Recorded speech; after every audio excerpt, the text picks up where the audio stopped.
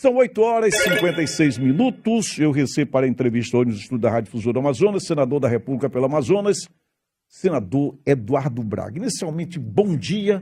E tenho uma curiosidade, antes de a gente começar a entrevista, eu tenho uma curiosidade. Mas primeiro, bom dia, senador. Bom dia, Valdir. Vou dizer uma coisa, como é mesmo o nome da senhora lá? Dona Suelen. Dona Suelen, o Valdir já foi um lírio do campo. Hoje em dia está mais para uma tiririca do Cerrado. Mas, que bom que a senhora acha ele lindo, viu? Mas eu queria abraçar a todos que nos ouvem nesse momento e desejar a todos um bom dia e dizer que é sempre um prazer, Valdir, estar aqui com você no seu programa, através da Rádio Difusora, conversando com o nosso povo, conversando com a nossa gente. Quero abraçar aqui os companheiros todos da técnica da Difusora e dizer que estou aqui à disposição de você e dos ouvintes. Muito bem. Senador Eduardo Braga, o senhor tem sido relator de várias matérias mais importantes do Congresso Nacional, como a reforma tributária, que o Brasil inteiro fala, a medida provisória 1304, que trata da modernização do setor elétrico.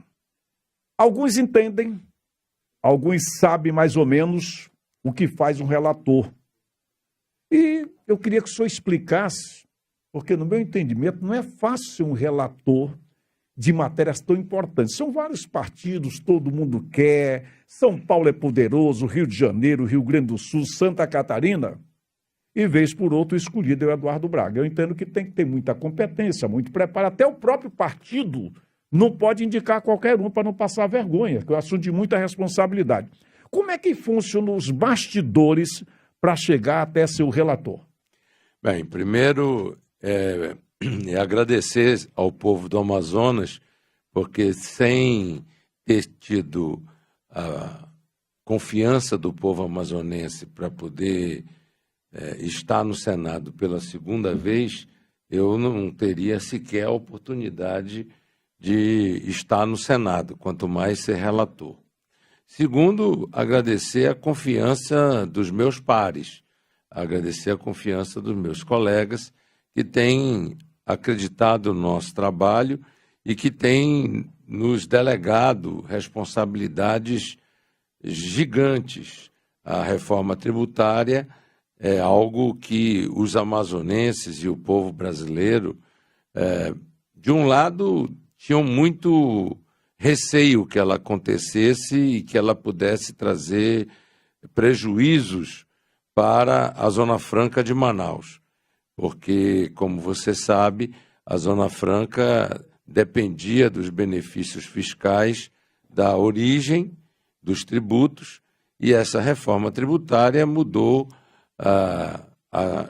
as estruturas do tributo brasileiro do consumo e transformou o tributo que era híbrido da origem do destino para ser 100% do destino. Então, imagine nós perdermos os benefícios fiscais e, de repente, 135 mil trabalhadores hoje do polo industrial, diretos, fora os outros quase 550 mil trabalhadores indiretos. Nós estamos falando, portanto, de quase 700 mil chefes de família, pessoas que dependem desse emprego para poder sobreviver, e fora os empregos que dependem do consumo que essas pessoas fazem.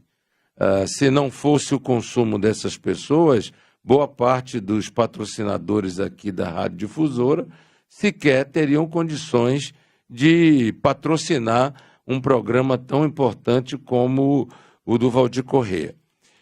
E nós conseguimos não só fazer uma grande reforma tributária no Brasil, mas conseguimos preservar 100% das vantagens comparativas da Zona Franca de Manaus. Tanto é assim que depois que aprovamos a reforma tributária, o número de empresas que estão procurando a Zona Franca e procurando a Suframa para vir para o Amazonas e aprovar projetos para a construção de fábricas aqui no Amazonas, mais do que dobrou, praticamente triplicou.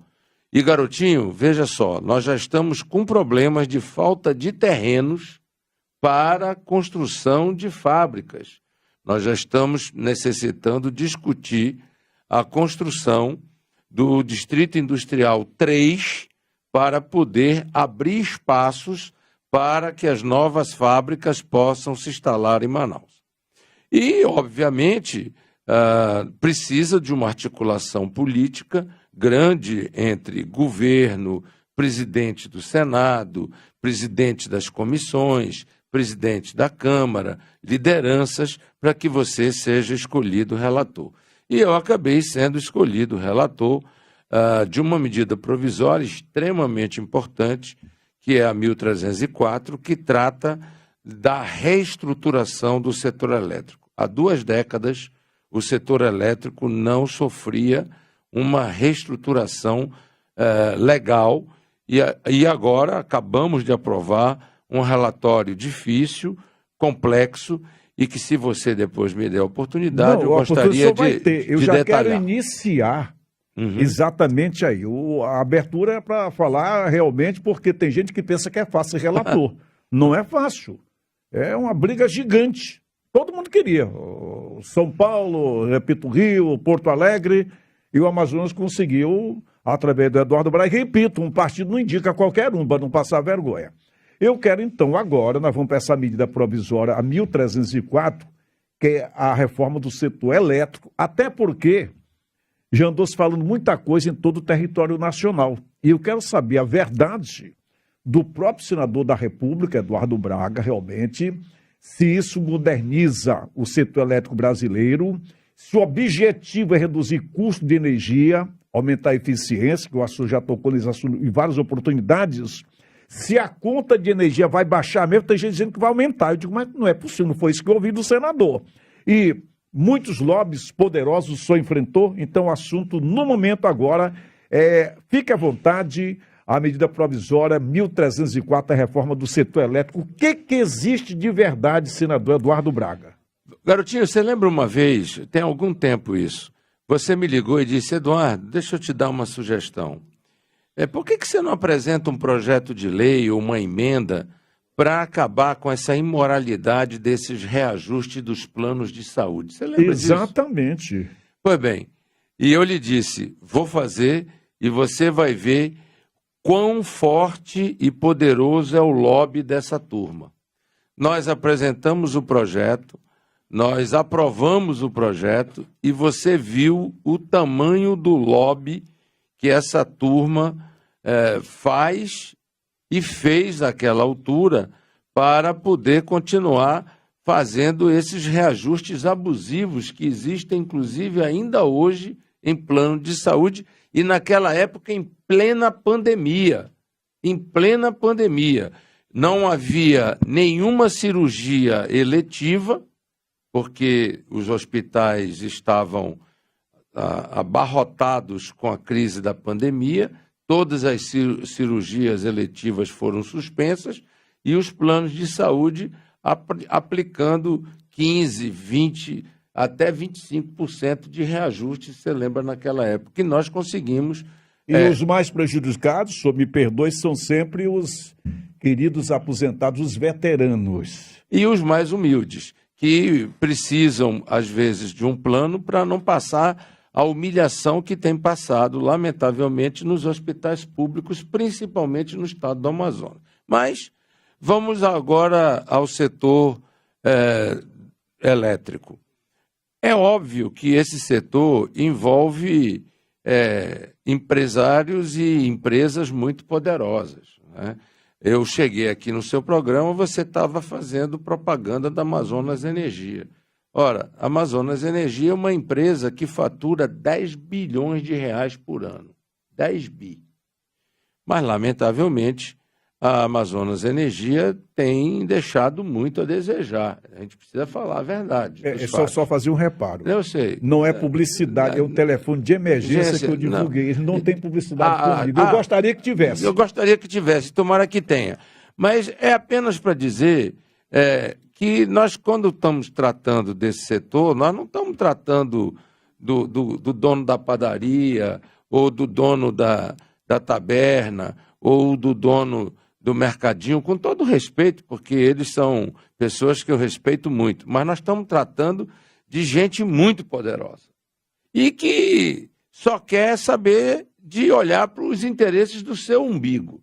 Tanto é assim que o setor elétrico brasileiro, você vai lembrar, Valdir, porque você é da velha guarda, o Brasil antigamente só tinha energia elétrica de hidrelétrica e de termoelétrica. As hidrelétricas brasileiras, àquela época, eu estou falando de 30 anos atrás, eram hidrelétricas com reservatório de água. Se você olhar para Tucuruí, Tucuruí tem um grande reservatório de água. Se você olhar mesmo para Baubina, com todos os problemas que Baubina tem, está lá um imenso lago de Baubina que foi provocado pela barragem que foi construída para poder fazer a hidrelétrica. Ora, o que significa esses reservatórios? Armazenamento de energia. Porque quando você armazena água, você está armazenando energia.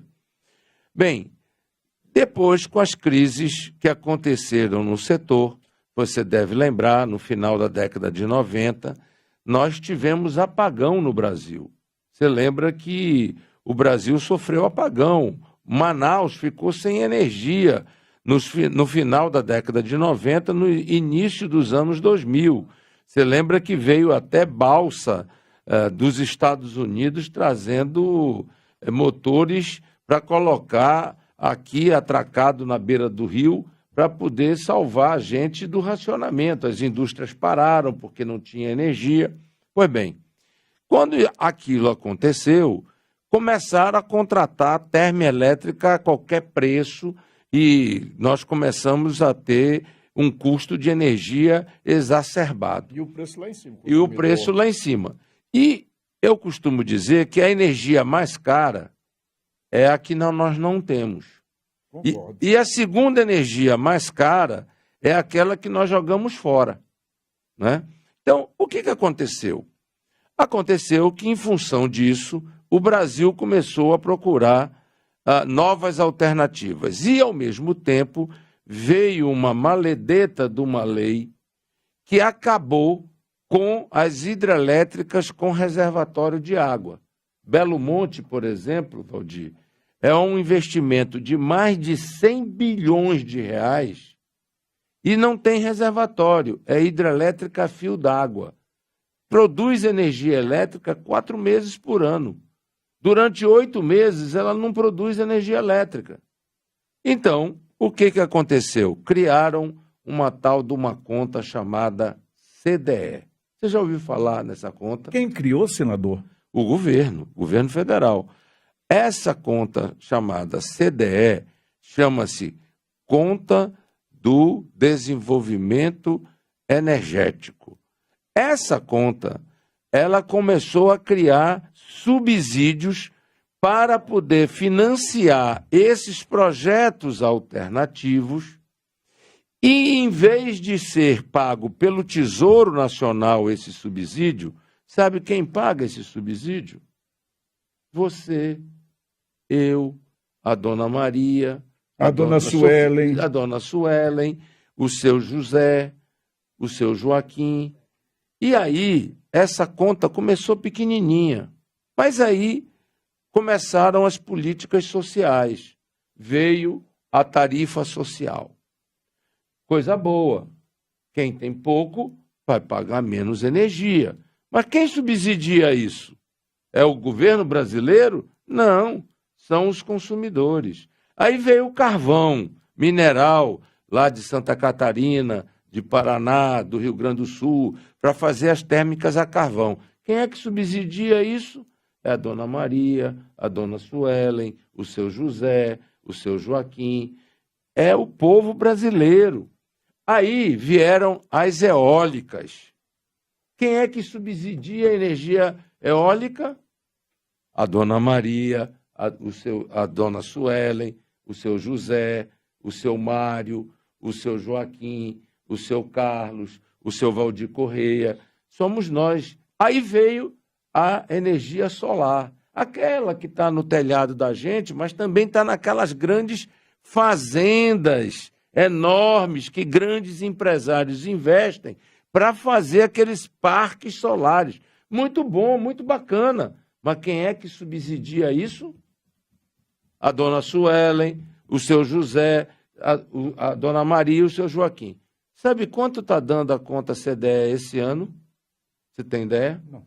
55 bilhões de reais. É mais do que toda a receita do estado do Amazonas. Somado governo e prefeitura de Manaus. Tá bom? E quem paga isso? O consumidor brasileiro.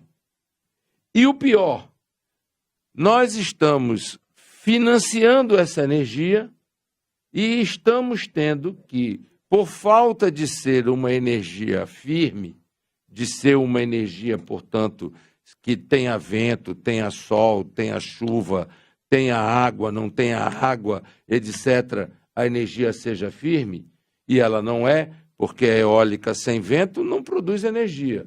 A solar sem sol não produz energia. E quando chega na hora do pico, que é exatamente a hora que todo mundo está em casa, que liga o ar-condicionado, que a dona de casa volta do trabalho e vai passar roupa, liga o ferro de engomar, liga a máquina de lavar, etc., que é a partir das 5 horas da tarde, que a rampa do pico começa, o que acontece? Acaba a energia do sol, acaba a energia do vento e tem que ligar o quê? Mais térmicas. E que térmicas? Aquelas benditas térmicas que o custo é lá em cima. E aí, nós estamos tendo que desligar durante o dia e jogar fora 8 gigawatts de energia. Sabe o que significa jogar fora 8 gigawatts de energia? Jogar fora uma Tucuruí. Agora, no último Dia dos Pais, só para que o povo tenha uma ideia, houve uma queda de corrente de tensão, porque isso é natural nas energias renováveis. Uma nuvem carregada diminui a irradiação solar. Se diminui a irradiação solar, varia a tensão e corrente da placa de energia solar. Se o vento diminui ou aumenta, ele varia a tensão na corrente eólica. O que aconteceu? Nós tivemos que desligar Belo Monte e, mesmo assim, por 1 gigawatts, não foi acionado o sistema de proteção do Sistema Interligado Nacional, que geraria um blackout nos 27 estados brasileiros, que demoraria 8 horas para ser religado. Durante 8 horas o país ficaria sem energia, sem aeroporto, sem nada funcionando. Pois bem, então chegou o momento de fazer a reforma do setor elétrico. Qual é a grande elétrico? A falta do armazenamento. Se nós tivéssemos reservatórios de água, nós estaríamos armazenando energia na hora que a energia está sobrando no reservatório de água. Como acabaram com os nossos reservatórios, né? Vamos falar a verdade. As políticas ambientais, nós estamos na própria COP30. Eu mesmo defendo muito a questão da política ambiental e tal, mas a política ambiental ela tem que ser equilibrada. Porque se ela não for equilibrada, o que acontece? Acabaram com os reservatórios. Nós não temos como armazenar energia. E se você não armazena energia em água, você armazena em quê? Em baterias químicas. O Brasil tem essas baterias? Não tem. Então, se nós não temos reservatório e não temos bateria, o que nós estamos fazendo? Jogando fora energia. E na hora que a gente precisa de energia, nós estamos tendo que pagar energia cara. E quem é que paga essa energia? A conta CDE. O senhor falou em política. Vamos lá. Vamos lá. O assunto, né? Aquela águazinha 0800 que o senhor conhece. Vamos lá. Eu quero ir direto ao ponto do consumidor, claro, do assalariado, daquelas pessoas que reclamam mesmo. Aliás, até rico está reclamando. Todo mundo está reclamando. Para falar a verdade. Aí o senhor é o relator da medida 1304. Aí vem política no meio. Não, vai aumentar para o consumidor. Isso é um absurdo. Deram sentar a porrada lá pelo lado de Brasília, Rio, não sei o quê. Eu digo, eu ouvi do senador da República do Amazonas um outro depoimento a respeito do assunto. Eu queria que o senhor explicasse, principalmente para a nossa gente que nós vivemos aqui, por que o senhor está levando tanta porrada lá fora a respeito desse assunto? Porque são os lobbies? Porque eu disse não aos lobbies. Sabe por quê? Porque eu decidi, com o apoio dos senadores, cortar o subsídio dessas empresas e desses empresários que ficaram bilionários e que agora precisam investir em baterias e investir em reservatórios para poder armazenar energia e acabar com o desperdício de energia e reduzir a conta do consumidor. Vai reduzir, senador? Vai reduzir. Pelo menos ficando aí sem mexer em nada já seria uma conquista. Primeiro, nós estamos congelando a CDE. Nós estamos tetando a CDE, indexando ela no IPCA e durante 7 anos ela só poderá variar de acordo com o IPCA. Segundo, nós estamos dando incentivos fiscais para colocar bateria. Aí você falou assim, até o rico está reclamando. Realmente o rico está reclamando. Mas sabe qual é a solução que o rico faz? Ele coloca a placa solar no telhado dele. E aí a conta de energia dele desaba. E sabe quem está subsidiando aquele telhado que ele está usando com bateria solar? É a dona Suelen, lá da Zona Leste da cidade de Manaus. A coitada que ganha um salário mínimo. Aí o que nós fizemos? Nós colocamos todo mundo que tem CAD único na tarifa social e tiramos dela os encargos do setor elétrico. Aí o que acontece? Os grandes, que são a classe A de consumidores, que é a alta tensão, estão se transformando em autoprodutores. Sabe quem está sobrando para pagar a conta? A classe média. Então, o que eu disse? Não é mais a classe média que tem que pagar isso. Quem tem que pagar isso são os empresários que viraram bilionários e que têm muito dinheiro para investir e nós vamos dar um sinal de preço para eles e vamos dar incentivo fiscal para eles investirem no que nós estamos precisando para o setor. O que é que nós estamos precisando para o setor? De baterias, de armazenamento e de linhas de transmissão. Imagina, Valdir, contrataram parques eólicos que não tinha linha de transmissão para transmitir a energia. E nós pagando energia que não era usada. Um absurdo. E aí, teve um senador do Amazonas que teve coragem de dizer não a esses caras. E aí, é preciso dizer que nem todo mundo é que nem você, que faz um jornalismo autêntico, democrático, verdadeiro, que abre o microfone, que fala com a dona Suelen, com o seu José, com a dona Maria, deixa as pessoas falarem. Mas tem muita gente que, lamentavelmente, usa o espaço não para falar a verdade, mas para fazer negócio.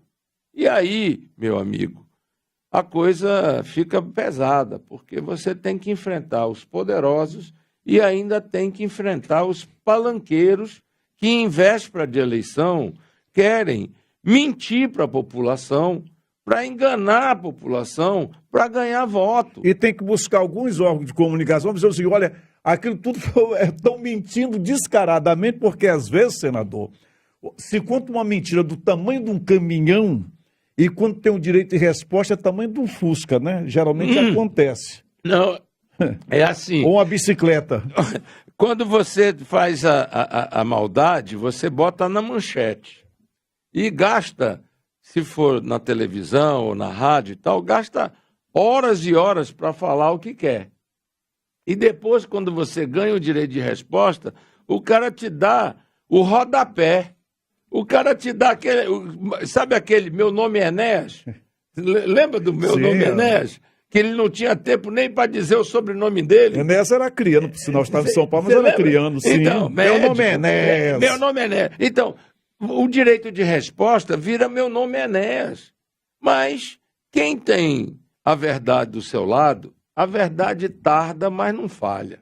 Não é à toa que eu tenho enfrentado tantas batalhas ao longo da minha vida e estou aqui, 44 anos de vida pública, de cabeça erguida, defendendo o Brasil, defendendo o Amazonas, defendendo a Zona Franca, defendendo o teu emprego, defendendo a BR-319, contra os poderosos. O que justifica o Amazonas estar há mais de 30 anos sem uma estrada que já foi asfaltada, Valdir? Só justifica o lobby daqueles que têm interesse em que nós não possamos ter o nosso desenvolvimento. Porque, veja só, defender o meio ambiente, eu defendo, eu fui governador, eu criei o Bolsa Floresta, eu criei a primeira lei de mudanças climáticas, eu criei reservas sustentáveis, eu fiz a política da Zona Franca Verde, eu reduzi o desmatamento em 90%, mas eu não fui inimigo do produtor. Eu não fui inimigo do agricultor familiar. Eu não fui inimigo de quem cumpre a lei. Eu não persegui ninguém. E acho que nós não precisamos fazer maldade a ninguém para fazer o bem. Portanto, a medida provisória 1304 enfrentou esse lobby, enfrentou esses desafios. Eu tenho a esperança de que o presidente Lula vete uma emenda aglutinativa feita no apagar das luzes na Câmara dos Deputados. Surgiu lá de Santa Catarina? Não. Essa surgiu lá de um nordestino que, não quero aqui falar o nome de ninguém, etc., para atender o lobby pesado de empresários que estão ganhando muito dinheiro com esse subsídio de eólica e de solar de grandes centrais. Eu não estou falando do cara que está colocando as suas 4 placazinhas, não. Eu estou falando daquele cara que está faturando 10 bilhões de reais por ano, 20 bilhões de reais por ano. É bilhões, não é milhões, não. É bilhões, amigo. E jogando isso tudo na conta do consumidor. Esse cara tem que contribuir para que o Brasil possa salvar o sistema de interligação. Pois bem, eu acho que o presidente vai vetar, até porque quando o cara é muito esperto, a esperteza atrapalha. O senhor conversou com ele a respeito desse assunto? Eu não conversei com ele. Mas vai conversar? Mas vou conversar, mas conversei já com o pessoal da Casa Civil, conversei com o ministro da Fazenda, eu estive ontem com o ministro Haddad, tive uma conversa muito longa, porque se não bastasse eu ter relatado a reforma tributária e a questão da reforma do setor elétrico, eu agora estou enfrentando essas bets ilegais, essas que estão tomando o dinheiro do povo de forma covarde e, coitados, sendo enganados, ludibriados por um algoritmo. Tem muita gente endividada. Tem gente metendo bala na cabeça, Valdir. Tem gente metendo bala na cabeça porque se viciou em jogo, esse jogo de tigrinho, tigrão e sei lá de quê e tal. E isso tudo acontecendo na cara de todo mundo, na cara do COAF, na cara da Receita Federal, na cara do Banco Central, na cara da Polícia Federal, e ninguém toma providência. Pois bem, lá está de novo o Eduardo Braga enfrentando esses poderosos. Eu sei que daqui a 2 semanas a ripa vai cantar no meu lombo, porque eu vou para cima deles. Mas esse lobby aí eu acho que inclusive é mais forte do que dos planos de saúde. Rapaz, é muito dinheiro. Eu vou lhe dizer uma coisa, o lobby do setor elétrico talvez seja o mais poderoso de todos, porque o setor elétrico brasileiro representa nada mais nada menos do que 20% do PIB do Brasil. Se o PIB do Brasil é algo como 4 trilhões de reais, bota 20% de 4 trilhões de reais, que tu vai ver que é 1 trilhão de reais que é o lobby do setor elétrico. Então, o senhor já está se preparando para... E eu já estou passando gelol. Já estou passando gelol, tá certo? No lombo, porque nós tivemos uma reunião ontem com o ministro da Fazenda, com o presidente do Senado, com o diretor-geral da Receita Federal, com o diretor do COAF, com o presidente do Banco Central, com o presidente da FEBRABAN, porque esse dinheiro também está sendo movimentado por dentro dos bancos e por dentro das fintechs ilegais. Você imagina, como é que um banco manda 10 mil, 20 mil PIX todos os dias para a mesma chave eletrônica e ninguém é informado disso? Se você é PPE, pessoa politicamente exposta, e faz um Pix que é atípico, você imediatamente é comunicado ao COAF e o COAF imediatamente é acionado para fazer a abertura da investigação para saber se é legal ou é ilegal. Estão movimentando 150 bilhões de reais e ninguém está fiscalizando. Mas, senador, se isso está existindo, acontece, permitindo. Mas claro.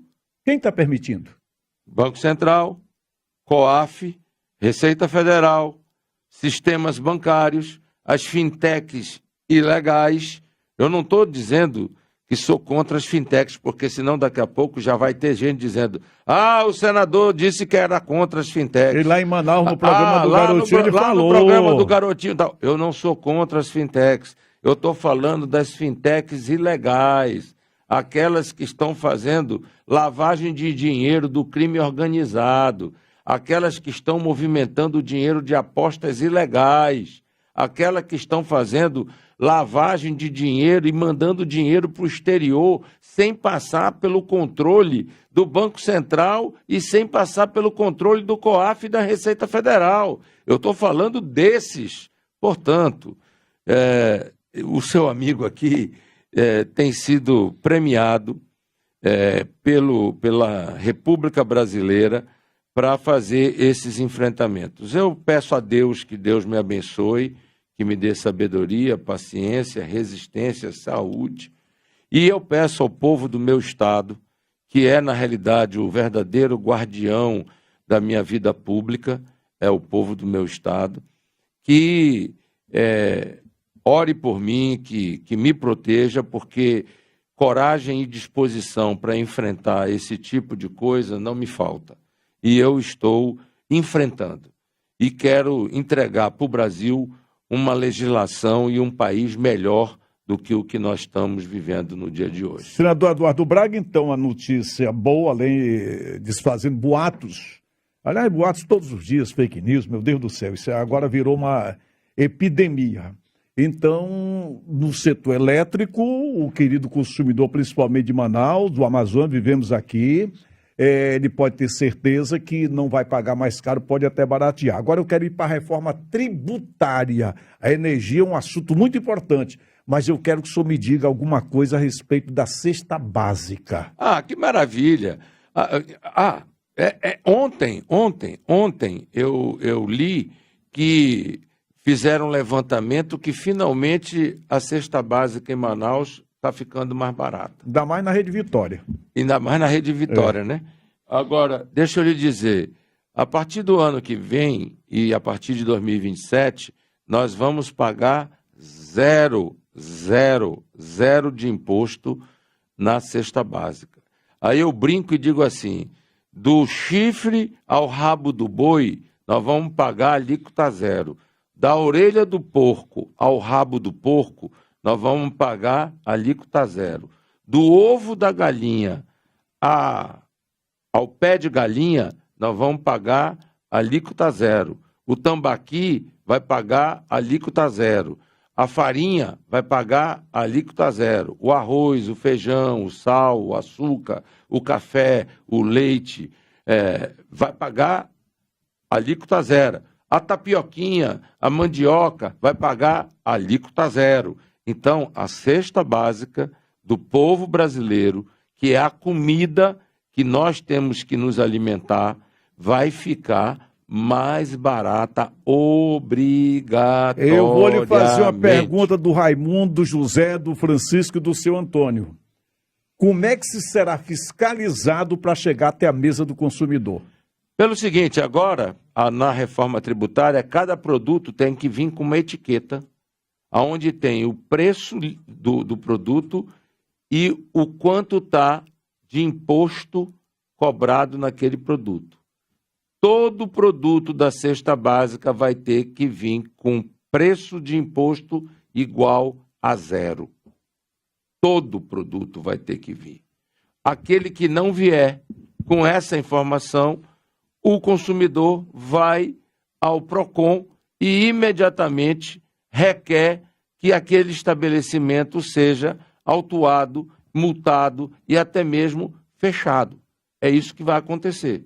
E mais, o produtor de alimentos terá também a fiscalização. E o Brasil está criando um sistema chamado Split Payment, que é, na realidade, um sistema de software, de inteligência, que vai ser 150 vezes maior do que o sistema do Pix, para fazer toda a arrecadação de todos os 5.700 municípios brasileiros, de todos os 27 estados brasileiros e da União dos Impostos sobre Bens de Consumo. E outra coisa, Valdir,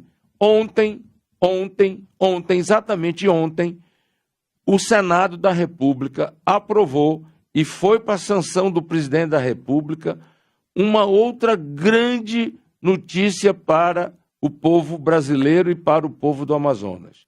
Quem ganha até R$5.000 por mês vai pagar zero de imposto de renda. Sabe o que isso significa? Para 99% dos trabalhadores amazonenses de chão de fábrica, que trabalha na difusora, que trabalha nas lojas, que trabalha nos bancos. O senhor está sabendo do nosso salário, né? Eu já percebi. Percebi. Muito obrigado. Vai ganhar o 14º salário, porque é o equivalente a um 14º salário, a isenção do imposto de renda. Eu abri manchete, inclusive, hoje a respeito do assunto e da sua alegria a respeito do que foi decidido. Inclusive, hoje eu abri mais cedo as manchetes. Agora, voltando lá para o caso ainda da cesta básica, eu vou sempre pesquisar, né? Carne, frango, peixe, arroz, mas vou dar um esclarecimento que produtos que não são produzidos no Brasil não fazem parte. Não é isso, senador? Não. O que é importado não terá isenção. Por exemplo, havia alguns absurdos na lei atual. Salmão no Brasil tinha benefício fiscal e o Brasil não produz salmão. Caviar. Vixe. Caviar. Sabe o que é caviar? Nunca vi nem fotografia. Para o povão entender, caviar é ova de bodó sofisticada, tá certo? A ova de bodó sofisticada chama caviar. A gente gosta de ova de bodó. Tem no jaraqui que vem muito, né? Que vem muito. Então, só para o seu Raimundo entender... Que ele pensa que é só da Rússia, né? Não tem não. Nós também temos o nosso caviar, que é a ova de bodó, pô. A nossa ova de bodó, essa tem alíquota zero. Essa vai ter alíquota zero. A do jaraqui, essa tem alíquota zero. Mas o caviar não. O caviar vai tomar uma cacetada de imposto. Tá certo? Quem consome ova de bodó vai pagar alíquota zero. Quem consome caviar vai pagar alíquota máxima de imposto. Isso é justiça tributária. Tá certo? Concordo. E nós conseguimos fazer isso. Acabamos com essa brincadeira. A mesma coisa, a cachaça. A cachaça, que é um produto brasileiro, produzido por nós, PC. PC vibrou agora quando eu falei da cachaça. Não, porque isso bebe mais do que arco-íris. A cachaça vai ter uma alíquota reduzida, não é zero, é uma alíquota reduzida. Mas o uísque, A vodka. o gin vai tomar uma porrada, tá certo? Vai levar o vinho, que não é brasileiro, tá certo? O vinho brasileiro vai ter uma alíquota reduzida, mas o vinho importado vai levar uma porrada. Portanto, assim, nós estamos tentando estimular emprego e renda no Brasil e dar ao povo brasileiro. Emprego e renda no Brasil, senador Eduardo Braga. Mais uma águazinha, por gentileza. Está isento de imposto. 0,800, Está isento de imposto. alíquota zero desde hoje. Na nossa água aqui no programa do... O senhor falou emprego, renda... E o que é que o senhor conseguiu de preservação, de incentivo da Zona Franca? Hoje a nossa Zona Franca, digamos lá, o Parque Industrial, a gente já tem mais de 130 mil pessoas trabalhando? Mais de 135 mil. Hoje? Hoje. O que é que o senhor conseguiu? Manter... Diga aí. Manter 100% dos benefícios fiscais e mais, a partir de 2032, só a Zona Franca terá benefício fiscal. Nenhum outro estado poderá mais dar benefício fiscal. Portanto, sabe quando você concorre com você mesmo? É agora o que vai acontecer com a Zona Franca. Os produtos, nós seremos os únicos no Brasil que teremos direito a dar benefício fiscal para televisão, a dar benefício fiscal para motocicleta, a dar benefício fiscal para por exemplo, relógio. Relógio é produzido na Zona Franca com incentivo fiscal. E só na Zona Franca será produzido com incentivo fiscal. Portanto, isso está atraindo muitas empresas novas. Eu estive agora com um empresário que está construindo uma empresa muito grande aqui no Amazonas para a produção de pneus de bicicleta e de motocicleta. Essa indústria vai ser inaugurada no primeiro trimestre do ano que vem. E eu, inclusive, vou visitar, sem ser nessa segunda-feira, na outra segunda-feira, eu vou fazer uma visita a essa empresa. Isso vai abastecer o Brasil todo e outros países. E vai abastecer o Brasil inteiro e vai exportar pneu de bicicleta e de motocicleta. Vai consumir 3 mil toneladas de borracha natural. E parte dessa borracha será novamente estimulada a borracha da Amazônia, que é uma forma... Eu já trouxe, quando fui governador, a Levorim para cá, que agora é da Michelin. A Michelin comprou a Levorim. Mas agora, essa fábrica que vai ser inaugurada, que pertence a um empresário chamado Eugênio, que é de Pimenta Bueno, de Rondônia, e esse empresário ganhou muito dinheiro no agro, ganhou muito dinheiro também fabricando bicicleta lá em Pimenta Bueno e resolveu vir para a Zona Franca e está fazendo Quantos empregos vão gerar, senador, mais ou menos? Valdir, para você ter uma ideia, são 100 mil metros quadrados de área construída. Creio eu que nós estamos falando de mais de 3 mil empregos diretos. Que coisa fabulosa. Fabuloso, né? Fabuloso. Realmente, então, a geração de emprego. E mais, emprego na capital e no interior. Como é o nome do pneu que vai ser, da fábrica? Eu não sei ainda. Mas se for, como é o nome da fábrica? Eu ainda não tenho o nome da fábrica. Prefiro o pneu produzido na Zona Franca de Manaus, que é o melhor do mundo, com publicidade no Garotinho, por favor. Então, com publicidade no Garotinho e mais, veja só. Aqui nós somos os maiores fabricantes de motocicletas na América. Nós somos o maior fabricante de motocicletas na América. Não estou falando na América do Sul, eu estou falando na América. Inclusive em relação aos Estados Unidos. Nós produzimos mais motocicletas do que os americanos. Pois bem, porque lá nos Estados Unidos não tem fábrica da Moto Honda. Lá nos Estados Unidos não tem fábrica da Yamaha.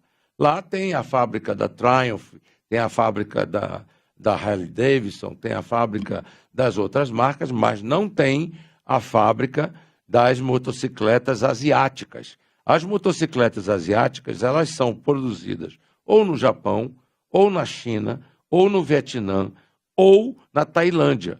Nós somos o segundo polo industrial não são do mundo. montadoras, gente, é fábrica mesmo, é importante. A Motor Honda tem mais de 10 mil empregos diretos em Manaus. A Yamaha tem mais de 5 mil empregos diretos em Manaus. Pois bem, essas motocicletas passarão a ser equipadas com pneus fabricados na Zona Franca de Manaus. O melhor pneu do mundo. Melhor pneu do mundo. Eu vou fazer essa propaganda. Depois o senhor eu vou apresentar. Faça esse contato, por gentileza. Eu vou apresentar. O garotinho está prestando publicidade. O Eugênio e o Moschini, senador, que são os proprietários. Quando se fala em geração de emprego, eu solto foguete. Eu sei o que é ter um pai de família desempregado. Quando se fala em 3 mil, só bote por média cada família 4 pessoas, mais ou menos isso. E os empregos indiretos. Exatamente. Se são 3 mil empregos diretos, nós estamos falando de indiretos de 12 mil. Senador, você sabe que a taxa de desemprego hoje de Manaus é uma das menores do Brasil. Graças a Deus. Senador, nós levamos direto, 2 tempos direto. Eu acho o lugar onde sou mais falo é quando vem no garotinho. Quase eu estou lhe interrompendo. Isso é verdade. Né? Porque eu gosto de ouvir. Eu gosto de ouvir gente inteligente que eu aprendo. Não, eu aprendo com você. A vida é um livro aberto. Aliás, parabéns pela vitória do Botafogo ontem. Nem eu esperava. O Bira é vascaíno, né? Eu fui entrando no carro e fui dizendo pro Bira, nós estamos indo lá pro garotinho. Aí ele disse, eu já sei que eu vou ser gozado. Tomou de 3, não foi de 3? Não foi 5 por um milagre, foi 3. Foi 3, né? Foi 3. Então, Zé, quando se fala em geração de emprego, eu vibro, eu fico feliz. Nós levamos direto, e eu até ultrapassei 2 intervalos, que a conversa com Deboa flui realmente, esclarecemos alguns assuntos que andaram inventando, e aqui a gente sabe como desmanchar o mal, a maldade, porque a maldade inicia. A verdade e o bem, no final, acaba vencendo. Eu quero que o senhor finalize falando da saúde. O que o senhor conseguiu, principalmente para os nossos municípios, em particular a saúde, no seu remate final? Eu queria dizer que, neste momento, a cidade de Manaus, para você ter uma ideia, garotinho, nós estamos construindo 5 mil casas através da Prefeitura Municipal de Manaus. O presidente Lula recriou o Minha Casa Minha Vida e nós conseguimos fazer uma parceria da Prefeitura Municipal de Manaus com o governo do presidente Lula e a Caixa Econômica Federal, e estamos, nesse momento, construindo 5 mil casas. É o maior programa que a Prefeitura de Manaus já teve em toda a sua história. Eu fui prefeito de Manaus, naquela época não existia Minha Casa Minha Vida, e eu construí 2 mil casas como prefeito. O Davi está construindo 5 mil por ano com o Minha Casa Minha Vida, que foi restabelecido pelo presidente Lula. Só aí são 1,5 bilhão de reais de recursos que estão sendo injetados na cidade de Manaus. Mas, além disso, nós estamos colocando mais 600 milhões de reais de recursos aqui na cidade de Manaus. E só na saúde, nós já colocamos em Manaus 250 milhões de reais e no interior do estado 800 milhões de reais durante este meu mandato de senador da República. Portanto, 1 bilhão de reais em emendas foram destinadas para salvar a vida de amazonenses. Inclusive, vamos inaugurar em breve a UBS lá do bairro do Aleixo, uma UBS tipo 4, lá no bairro do Aleixo, e vamos inaugurar uma UBS que está praticamente pronta também, e aqui eu vou me socorrer da anotação, lá no Monte das Oliveiras, que também está praticamente pronta. Fora isso, nós estamos com vários investimentos em programas da saúde com a secretária Chaida para fazer o fortalecimento da saúde básica nas UBSs da Prefeitura. E estamos também trabalhando em parceria com o município para que o hospital municipal seja construído e tenha o início da sua obra no ano que vem, para que nós possamos ter, finalmente, um hospital municipal na cidade de Manaus. Portanto, A saúde tem sido uma preocupação da nossa parte, como senador da República. É um dos maiores problemas na cidade de Manaus. Lamentavelmente, eu não quero aqui falar mal de ninguém, não estou aqui para fazer do seu programa palanque contra ninguém, mas, lamentavelmente, nós estamos sofrendo muito com a saúde pública estadual, os nossos hospitais estão desabastecidos, nossos hospitais estão tendo problema e nós estamos buscando ajudar de todas as maneiras para que nós possamos socorrer a população do mal tão terrível que é o problema da falta de atenção na saúde, principalmente na média e na alta complexidade. E você me permite aqui o seu programa para eu fazer um apelo ao governo do Estado. O Hospital do Sangue está pronto.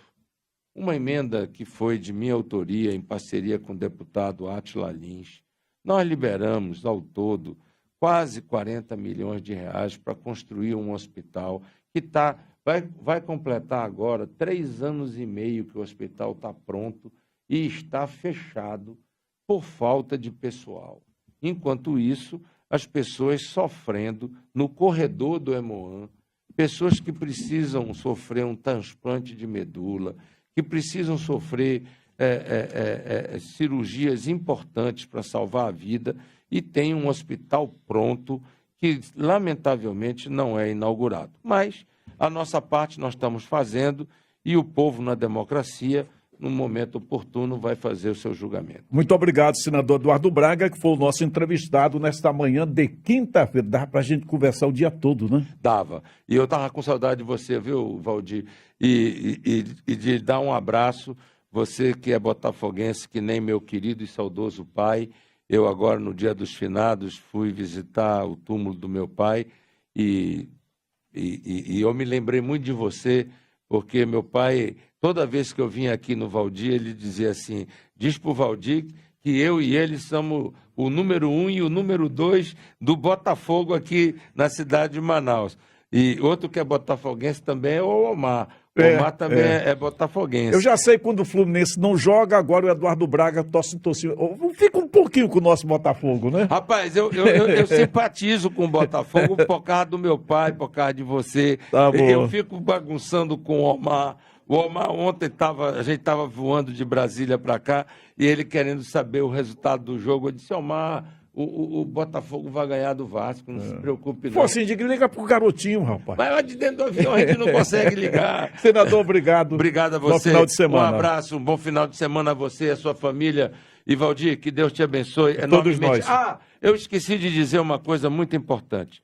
Domingo agora, nós vamos estar lá no ramal da Fazenda Nova Esperança. Você sabe que a Fazenda Nova Esperança é uma fazenda que traz a esperança da gente recuperar dependentes químicos, né?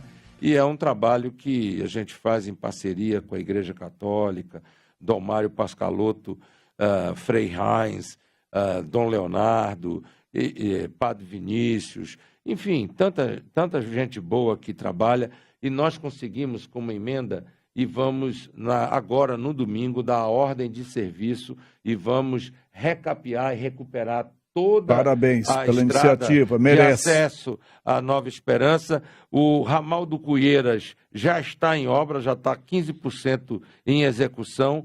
O ramal Pedro Dias também vai iniciar as obras. O ramal Três Galhos, olha o nome desse ramal. Ramal Três Galhos também vai iniciar a obra. E o ramal São Francisco também vai iniciar a obra num total de 35 milhões de reais. Ex-ramal. Foi com 3 galhos a ex-ramal. Ex-ramal, né? Obrigado, senador. Obrigado, amigo. Muito bem.